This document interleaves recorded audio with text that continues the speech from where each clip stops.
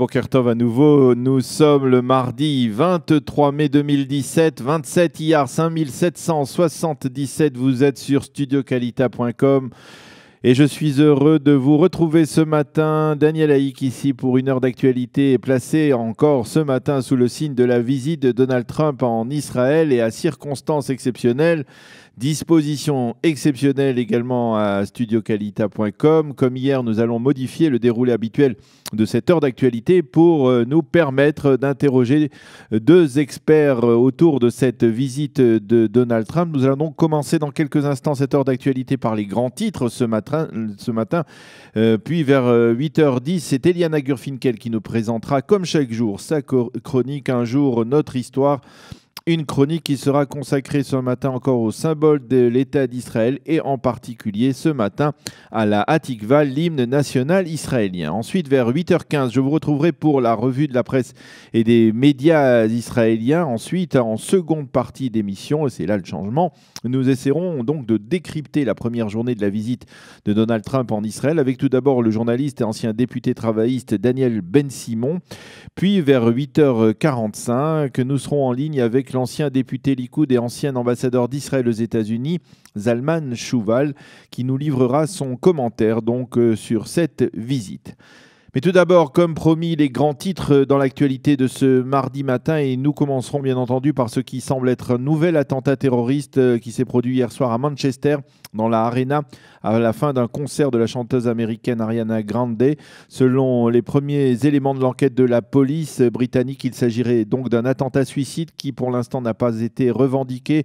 Le bilan est très lourd, 19 tués, plus de 50 blessés. Theresa May a annoncé qu'elle suspendait sa campagne électorale et qu'elle réunissait ce matin un cabinet d'urgence pour tenter de comprendre ce qui s'est passé, d'évaluer les conséquences de cet attentat. Il faut dire que c'est le second attentat en Angleterre après l'attentat devant le Parlement britannique il y a de cela quelques mois. Il est certain que les médias israéliens continueront à fournir des détails sur ce qui semble donc être un nouvel attentat donc en Grande-Bretagne. Et puis, il est possible que les répercussions de cet attentat se fassent sentir ici à Jérusalem. Ce matin, on l'a vu, on l'a entendu hier, Donald Trump est très préoccupé par la menace terroriste et il paraît déterminé à lutter contre le terrorisme islamiste qui frappe des innocents lors de la conférence de presse commune qu'ils ont donnée hier à l'hôtel King David et ensuite également dans la résidence du Premier ministre Benjamin Netanyahou. Donald Trump et le Premier ministre israélien ont tous deux souligné la nécessité de s'unir pour lutter contre le fléau terroriste, mais ils ont également beaucoup parlé d'une autre menace, la menace iranienne. Sur ce point, on peut remarquer que les deux leaders émettent sur la même longueur d'onde quant au processus de paix entre Israéliens et Palestiniens.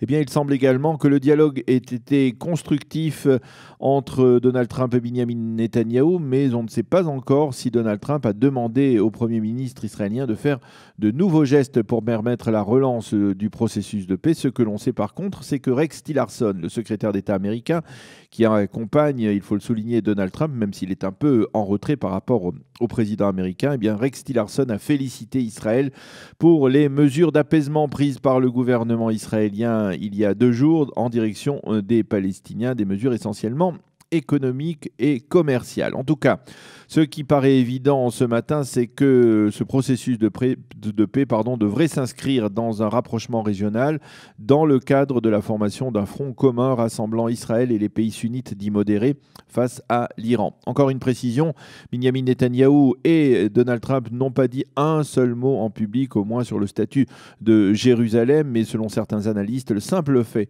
que le président américain se soit rendu hier devant le Kotel à Maravi, le mur occidental coiffé d'une kippa, et qu'il se soit recueilli devant les pierres saintes vestiges du Beth Amikdash est en soi une forme de reconnaissance du lien existant depuis des millénaires entre le peuple juif et Jérusalem. Le programme de la seconde journée présidentielle débutera ce matin à Bethléem par la rencontre avec Mahmoud Abbas, une rencontre importante également. Elle se poursuivra, cette visite, ensuite à Jérusalem avec un passage incontournable mais déjà très commenté et même au cœur d'une polémique, un passage au mémorial du Yad Vashem, une visite d'une demi-heure à peine. Et ensuite, le président Trump se rendra au musée d'Israël. Il visitera une partie de ce musée et ensuite il y prononcera un discours important. Et ce, même si les principaux commentateurs israéliens ne croient pas vraiment qu'il saisira l'occasion pour faire une déclaration déterminante pour l'avenir du processus de paix. En tout cas, il ne devrait pas annoncer la relance officielle de ce processus de paix dans le cadre donc de cette intervention au musée d'Israël. À l'issue de ce discours, le président et sa suite se rendront à l'aéroport Ben Gurion et l'Air Force One, l'avion du président, devrait décoller de l'aéroport Ben Gurion vers 16h30, direction Rome, où le président Trump doit s'entretenir avec le pape François. Voilà donc pour les titres.